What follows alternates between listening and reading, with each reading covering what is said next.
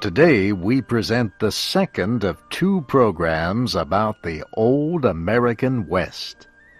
Experts disagree about who were the most dangerous gunmen of the Wild West. However, we will tell you about two of them.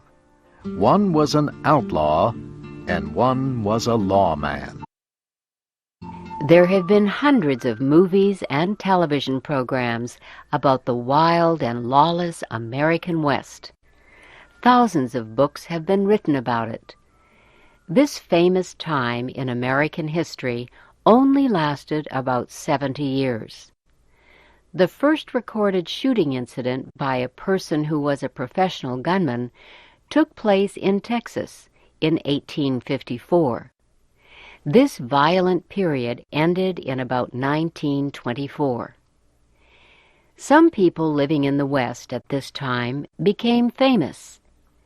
These include men who worked as professional officers of the law and others who were criminals.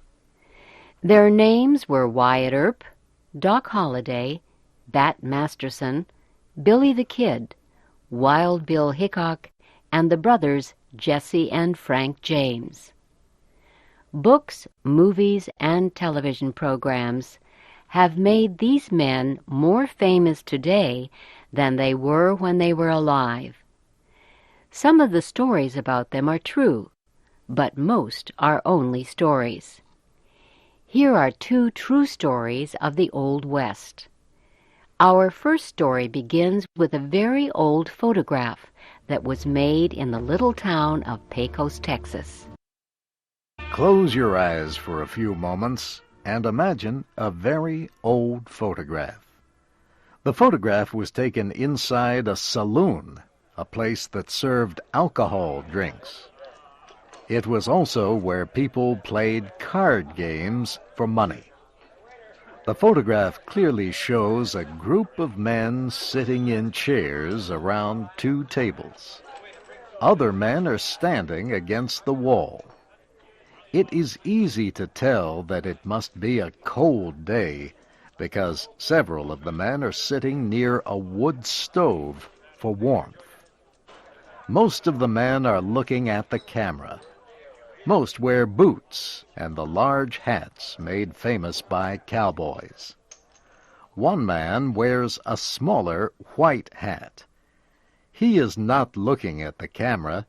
He is playing a card game called faro. No one is sitting near him. His left hand is on the table near the cards he will play in the game. His right hand is below the table, not far from the gun he always carried. His face shows little emotion. This is one of the few photographs known to exist of a very dangerous man named James Miller. He was also known as Killin' Jim or Killer Miller. History records show that he was responsible for the deaths of at least 12 people. Jim Miller often said he had killed more than 50 people. The real number of people he killed will never be known. Jim Miller killed people for money. He charged about $150 to kill a person. He also killed anyone who caused him trouble. One man died a few days after he had spoken in court against Miller. There is no evidence to show who killed the man. However, people were sure Jim Miller was guilty of the crime. Miller was successful at what he did because there was little law enforcement in the areas of Texas and Oklahoma where he lived. And people were afraid to say anything against Miller. They knew it would mean their lives. One law officer got into a shooting incident with Miller. The lawman shot Miller 3 times in the chest. Miller fell to the ground. The officer was sure he had killed the dangerous man. A few minutes later, Miller got to his feet. He had not been hurt. He was wearing a steel plate under his shirt. The bullets had hit the steel. The force of the bullets had knocked him down, but had not hurt him. Later, the law officer died from gunshot wounds. No one was sure who shot him. However, most people knew Miller had killed again. In 1909, Miller made a mistake. He was paid money to kill a man in the little town of Ada, Oklahoma. He killed the man in the dark of night.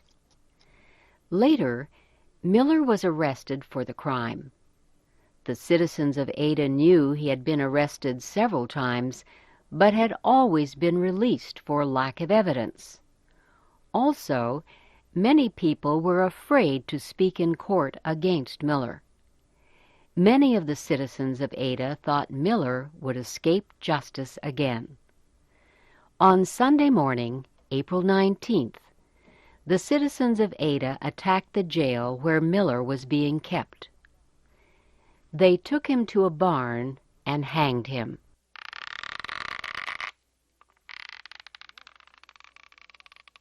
No one was ever arrested for the hanging of Jim Miller. Most people thought justice had been done. One man said, "He was just a killer. He was the worst man I ever knew." The old American West had more than its share of bad people like killin' Jim Miller. However, other people worked hard and found good lives in the West. One of these was a man named John Horton Slaughter. He was sometimes called Texas John Slaughter. He was born in Louisiana in 1841. His family moved to Texas when he was only 3 months old. He grew up with little education. However, he learned to raise cattle. He learned to speak Spanish, and he learned much from the Native American Indians. He also fought against Indian raiders from the time he could ride a horse and carry a gun. He fought against both the Apache and the Comanche tribes. John Slaughter was not a very tall man. He was really very small. However, criminals became afraid just looking into his eyes. History records show that John Slaughter took part in at least 8 gunfights. This does not include his time as a soldier in the Civil War or fighting against Indians.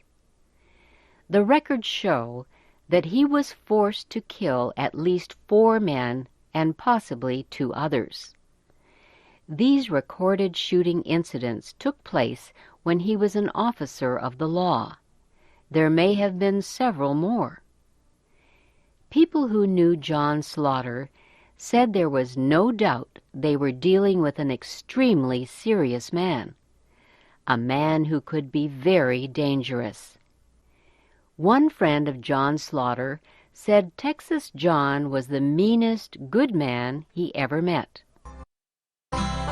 John Slaughter worked all his life in the cattle business.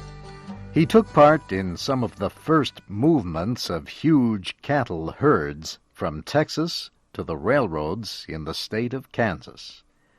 He moved from Texas to New Mexico and then to Arizona. In Arizona, he bought a huge ranch to raise cattle. The ranch had more than 26,000 hectares. Part of it was in Arizona, part in Mexico. In 1886, he was elected the lawman or sheriff of Douglas, Arizona, the town near his ranch. Several groups of criminals were working in the area at the time. Soon, many of these outlaws were in jail. Most refused to fight Texas John Slaughter. They surrendered instead. Those who would not immediately surrender faced Sheriff Slaughter's guns. After 2 terms as the sheriff, John Slaughter helped the United States Army seek out the famous Apache warrior Geronimo. He helped start the bank in Douglas, Arizona. He later became a representative in the territorial government and worked to have Arizona admitted as a state. John Slaughter continued his work on his ranch. He became very wealthy. When he was not working, he was in a local hotel playing card games for large amounts of money. He would often play these games for more than 24 hours at a time. John Slaughter represented what was good about the American West. During his long life, Texas John Slaughter was a gunfighter, lawman, soldier, cattle rancher, professional card player, and a representative of the state of Arizona. He died in his sleep in February 1922 at the age of 81. Viola Slaughter, his wife of 41 years, was by his side. The wild times in the American West ended at about the time of John Slaughter's death. It was still the American West, but men like John Slaughter made sure it was no longer wild. They helped to bring law and order to the West.